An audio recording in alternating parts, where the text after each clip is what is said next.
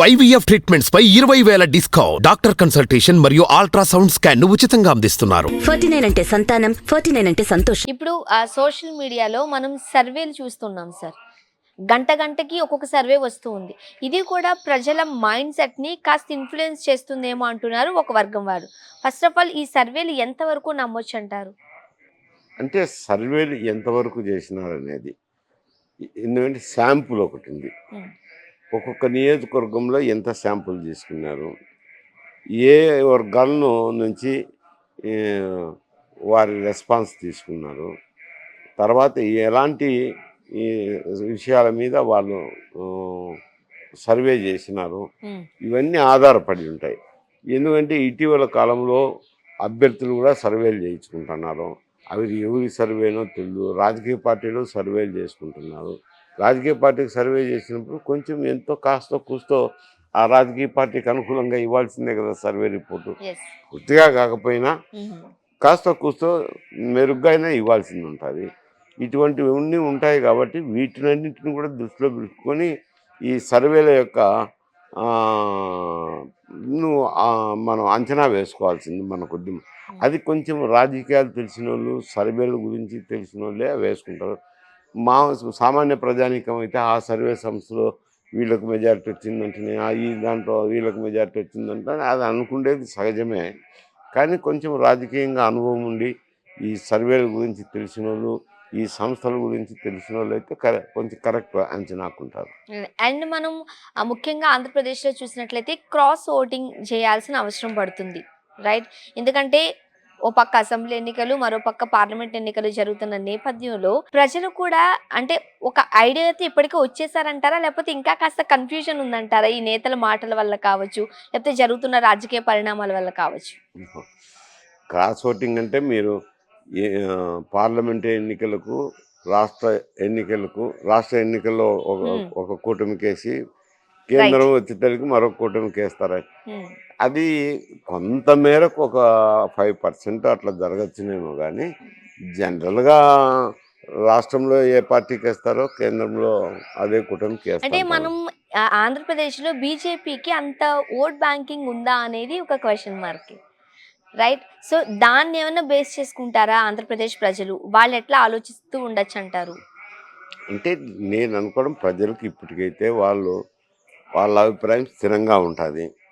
వాళ్ళేం మాటికి మనసు మార్చుకోరు.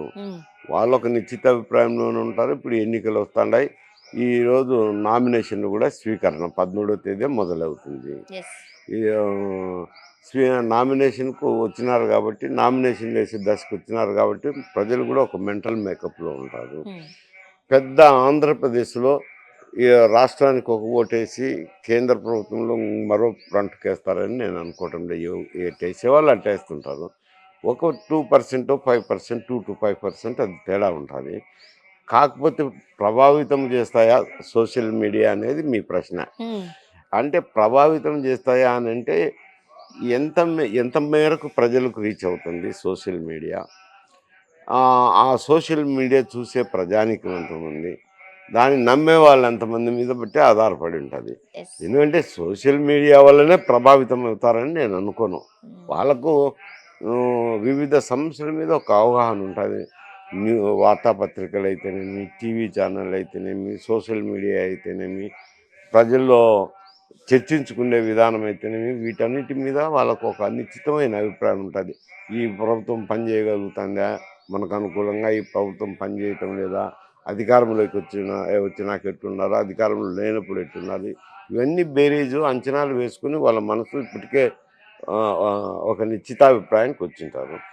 ఆ నిశ్చితాభిప్రాయమే వేస్తారు. కానీ క్రాస్ ఓటింగ్ జరుగుతుందని నేను పెద్ద 1 to 5% ఏదో ఉండొచ్చు. కానీ జనరల్ హోల్సేల్గా క్రాస్ ఓటింగ్ జరుగుతుందని నేను అనుకుంటాను. ఓకే, ముఖ్యంగా ప్రజల దగ్గరికి ఓట్ల కోసం వెళ్ళినప్పుడు తామేం చేశాము అనేది అధికార పక్షంలో ఉన్నవాళ్ళు వివరించగలగాలి.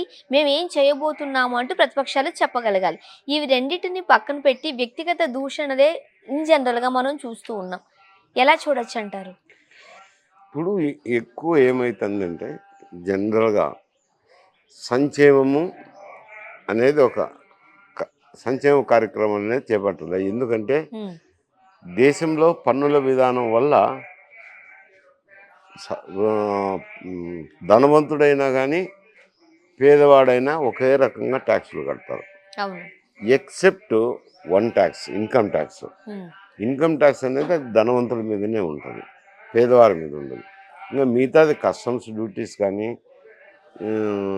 జిఎస్టీ, సెంట్రల్ జిఎస్టీ కానీ, స్టేట్ జిఎస్టీలు కానీ, స్టేట్ జిఎస్టీలు అనేది అవి ఒక్కొక్క రాష్ట్రానికి బట్టి ఉంటాయి. ఉమ్, ఇవి ధనవంతుడికైనా ఒక రకంగా ఉంటుంది, పేదవానికైనా ఒక రకంగా ఉంటుంది. మీకు ఉదాహరణ చెప్తాను. ఒక కాఫీ తాగుతాము, కాఫీలో 4 పన్నులు ఉన్నాయి. ఉమ్, ఒకటేమో పాల మీద ఉంటుంది, 2 చక్కెర మీద, 3 డికాక్షన్ మీద, 4 కప్పు మీద, ఉమ్. 4 పన్నులు. అది పేదవాడికైనా అదే పన్నే, ధనవంతుడైనా అదే అదే పన్నే పన్ను. ఉంటుంది. కాకపోతే ధనవంతుడు షుగర్ ఉందేనో, బీపీ ఉందేనో, అది ఉందేనో, అంత అర్ధ కప్పు తాగి చాలులే అని అనుకుంటాడు. పేదవాడు ఇంత గ్లాసు తాగితే కానీ సంతోషం. అంటే ఎక్కువ ట్యాక్స్ ఎవరు పే చేసినారు? పేదవాడు. పేదవాడు చేసినప్పుడు సంక్షేమం అనేది వానికి కొంత ఊతం ఇవ్వాలి. ఉమ్, ఎందుకంటే ధనవంతునితో పాటు అతను ట్యాక్స్ పే చేస్తున్నాడు కాబట్టి అతని ఆదాయ వనరులు చూసుకొని ఇంత ట్యాక్స్ పే చేసినప్పుడు అతనికి ఒక ఊతం అనేది ఇవ్వాలనేది ప్రభుత్వంలో ఆర్థిక విధానంలో ఇమిడి ఉంది జనరల్గా. అంటే సంక్షేమ కార్యక్రమాలు సబ్సిడీ రూపంలో ఇవ్వడం అన్నమాట. ఉమ్, ఇవి ఇచ్చినప్పుడు వారిని ఆదుకుంటారు.